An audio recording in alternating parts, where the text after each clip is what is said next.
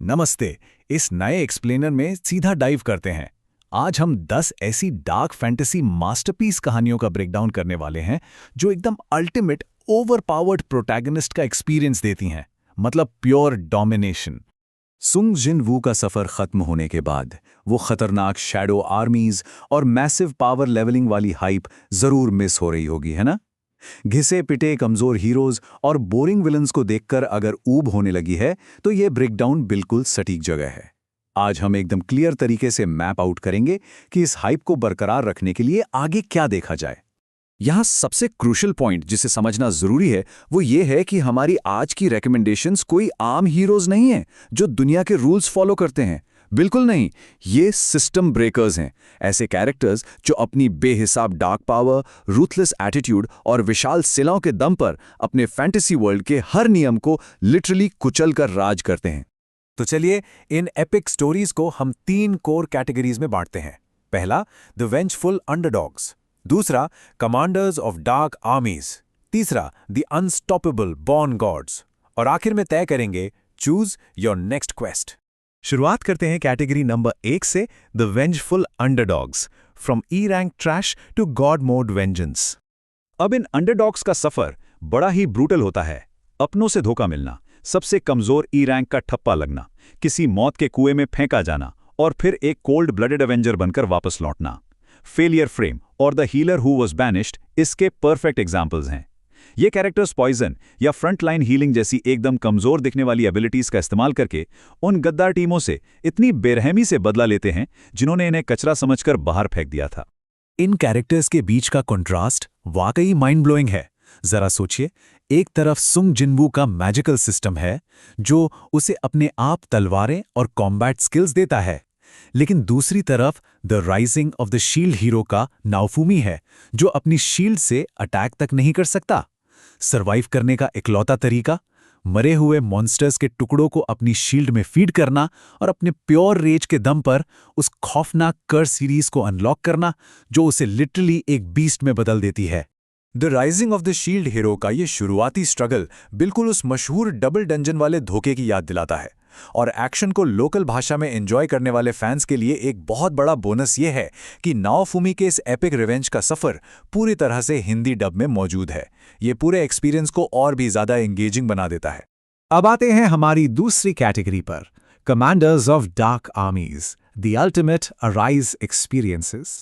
जिन fans को shadow soldiers देखकर goosebumps आते हैं, उनके लिए ओवरलॉर्ड का आइंस वूल गाउन तो बिल्कुल नेक्स्ट लेवल है। जिन वू घिरे हुए दुश्मनों से अपनी आर्मी धीरे धीरे बनाता है, लेकिन आइंस वो पहले ही दिन से एक स्केलेटन मेज विलन के रूप में दुनिया की सबसे ताकतवर सेना का मालिक होता है। उसका वो कोल्ड एटीट्यूड और दुश्मनों को कीड़े मकोड़ों की तरह कुचलने का अंदाज डे 1 से ही दीवाना बना देता है।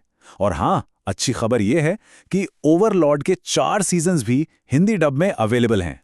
लेकिन अगर मकसद सिर्फ अनएडल्टरेटेड ब्रूटैलिटी यानी एकदम शुद्ध और खौफनाक क्रूरता देखना है तो हेल्सिंग अल्टीमेट के एलोकार्ड को मिस नहीं किया जा सकता।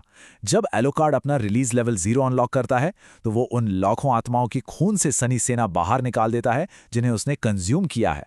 अमर वैम्पायर्स की जंग को वो किसी वीडियो गेम की तरह ट्रीट करता है। सच कहें तो इसके सामने स्टैंडर्ड शैडो एक्सट्रैक्शन भी एकदम फीका और बच्चों का खेल लगने लगता है। और आर्मी बनाने के तरीके भी तो देखिए कितने यूनिक हैं। द मोस्ट नोटोरियस टॉकर का नोएल सिर्फ अपनी बातों और मास्टर साइकोलॉजिकल मैनिपुलेशन से दुनिया के टॉप हीरोज को अपनी डेथ आर्मी का गुलाम बना देता है। फिर है एक्सकैलिबर एकेडमी का लियोनेस जो एक चुटकी बजाकर मरे हुए योद्धाओं की फौज खड़ी कर देता है।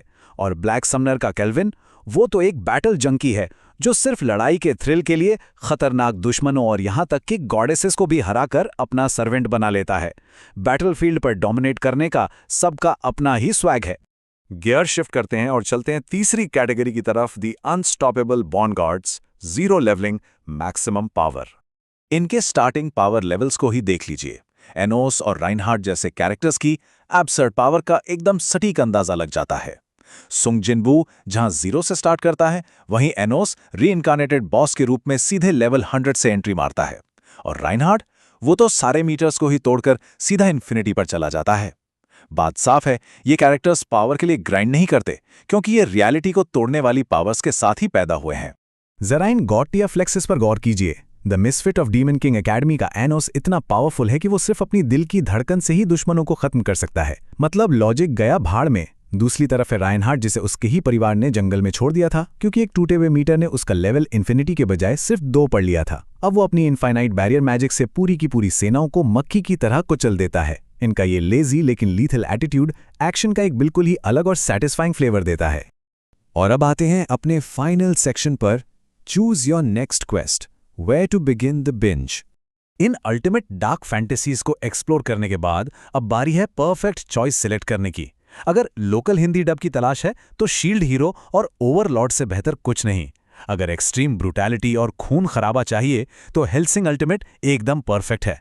ई रैंक वाले कैरेक्टर्स का बेमिसाल कमबैक देखना है तो फेलियर फ्रेम और the healer who was banished try कीजिए। और अगर साइकोलॉजिकल माइंड गेम्स का शौक है तो द मोस्ट नोटोरियस स्टॉकर बिल्कुल निराश नहीं करेगा। तो अब सिर्फ एक ही असली सवाल बाकी रह जाता है, क्या एनिमे फैंस एक खूंखार एवेंजर का रास्ता चुनेंगे, एक डार्क कमांडर का, या फिर एक अनस्टॉपेबल गॉड का? इन 10 ओवरपावर्ड मास्टरपीस में से कौन सी सीरीज आज रात की वॉच लिस्ट को डोमिनेट करने वाली है? ये फैसला अब फैंस का है। इस एक्सप्लेनर में बस इतना ही। सीखते रहिए और देखते रहिए।